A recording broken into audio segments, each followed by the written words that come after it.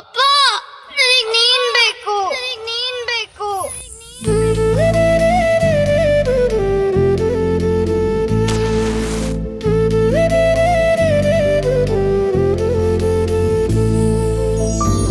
ಸೃಷ್ಟಿಯ ಅದ್ಭುತ ಸೃಷ್ಟಿಸಿದಾತ ಪ್ರೀತಿಗೆ ನೀನೇ ಸ್ವಂತ, ಸಾಟಿಯೇ ಇಲ್ಲದ ಪ್ರೀತಿಯು ನಿಂದು, ನೀನು ಪ್ರೇಮದ ಸಂತ.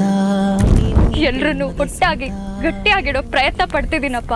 ಆದರೆ ಕೆಲವೊಂದ್ಸರಿ ನನಗೂ ಭಯ ಆಗುತ್ತೆ.